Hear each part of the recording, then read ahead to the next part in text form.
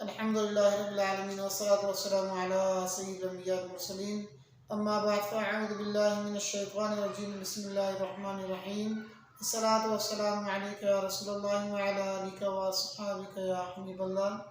میں ہوں ساجد علی، آپ چینل دیکھ رہے ہیں ساجد چھتر۔ تمام ناظرین کو خوش آمدید کہتا ہوں۔ جیسا کہ سب کو معلوم ہے کہ ہمارا پہلے ٹاپک چل رہا طہارت میں ہمارا وضو کے معاملات چل رہے تھے۔ وضو کے فرائض، سنتیں، مستحبات، مکروہات، تمام چیزیں ہم نے پڑھ بھی لیا اور دیکھ بھی لیا اور سن بھی لیا۔ اور آج ہمارا جو ٹاپک آج کنٹینیو طہارت میں چلے گا وہ ہے غسل۔ غسل کا کیا طریقہ ہے، غسل کس انداز سے ہوگا، غسل کب فرض ہوگا، کب واجب ہے اور کب مستحب ہے، اور غسل کرنے کا طریقہ، غسل کے فرائض کیا ہیں، ان تمام چیزوں کو سیکھیں گے انشاءاللہ۔ اور اس کو کنٹینیو وقفے سے پارٹ 1، پارٹ 2، پارٹ 3 سے اس طرح بھی وقفے سے سیکھتے رہیں گے۔ پہلے یہ جاننا چاہیے کہ غسل کب فرض ہوگا اور کب واجب، کب سنت اور کب مستحب ہے۔ اور اس سے پہلے غسل کا جو حنفی طریقہ ہے اور بزرگان دین علیہ الرحمٰن نے کس انداز سے اپنے اوپر اپنے نفس کو سزا دے کے اپنے آپ سے نیکیاں خود کماتے تھے۔ اس طرح کا ایک واقعہ ہے، حضرت جنید بغدادی رحمۃ اللہ تعالیٰ علیہ فرماتے ہیں، ابن قریبی رحمۃ اللہ تعالیٰ لکھتے ہیں، کہتے ہیں کہ ایک بار مجھے احتلام ہو گیا، میں نے ارادہ کیا اسی وقت غسل کر لوں، چونکہ سخت سردی کی رات تھی۔ نفس نے سستی کی اور مشورہ دیا کہ ابھی کافی رات باقی ہے، کہ اتنی جلدی بھی کیا ہے، صبح اطمینان سے غسل کر لینا۔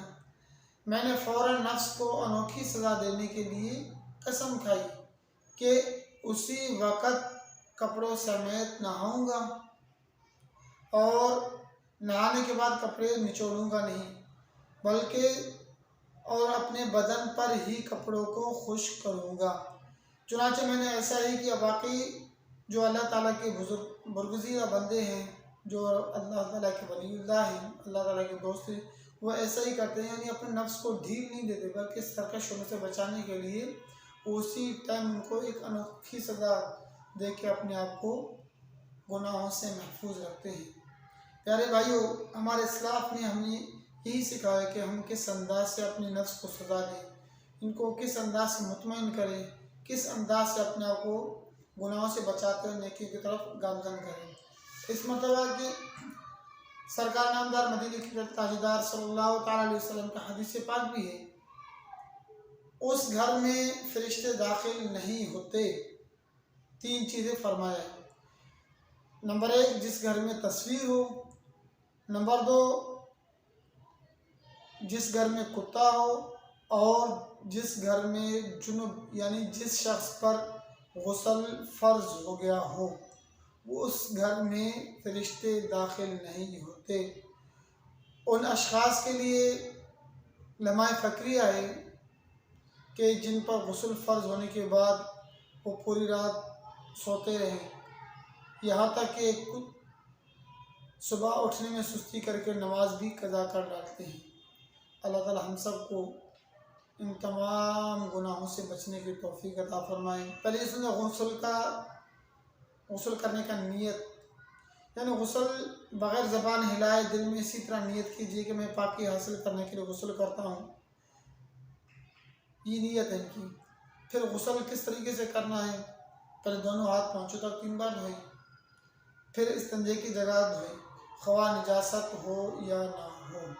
پھر جسم پر اگر کہیں نجاست ہو تو اس کو دور کیجیے، پھر نماز کا سا وضو کیجیے، مگر پاؤں نہ دھوئیں۔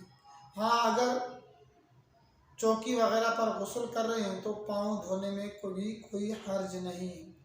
پھر بدن پر تیل کی طرح پانی چپڑ لے، خصوصاً سردیوں میں اس لیے کہ جسم خشک ہوتا ہے، تاکہ پانی اس کو اچھی طرح پانی جسم پہ مل جائے، اس طرح کرنا یہ مستحب بھی ہے۔ پھر 3 بار سیدھے کندھے پر پانی بہائیے، پھر 3 بار الٹے کندھے پر، پھر سر پر اور تمام بدن پر 3 بار غسل، پھر غسل کی جگہ سے الگ ہو جائے۔ اگر وضو کرنے میں پاؤں نہیں دھوئے تھے تو اب دھو لیجیے۔ نہانے میں قبلہ رخ نہ ہو، تمام بدن پر ہاتھ پھیر کر مل کر نہائیے۔ ایسی جگہ نہائیں کہ کسی کی نظر نہ پڑے۔ اگر ممکن نہ ہو تو مرد اپنے ستر یا ناف سے لے کر گھٹنے کے نیچے تک ایسا کپڑا لپیٹے تاکہ جسم نظر نہ آئے، جسم کی سفیدی نظر نہ آئے۔ اگر کپڑا باریک ہے 2 مرتبہ لپیٹ لے اس کو۔ یہ غسل کا طریقہ تھا۔ اور غسل میں احتیاط کیجیے کہ کسی قسم کی اس دوران گفتگو نہ کریں۔ یہ تھا غسل کرنے کا طریقہ۔ آگے ہیں غسل کے کتنے فرائض ہیں۔ ان کو سیکھنے کے لیے بالکل آسان طریقے غسل کے 3 فرائض ہیں۔ پورے جسم پر پانی بہانا، اور سب سے پہلے تو کلی کرنا اور ناک میں پانی چڑھانا۔ تیسرا یہ کہ پورے جسم پر ظاہری بدن پر پانی بہانا ہے۔ یہ غسل کے 3 فرائض ہیں۔ آگے ان کو ڈیٹیل میں سمجھنے کے لیے، سننے کے لیے انشاءاللہ ان کا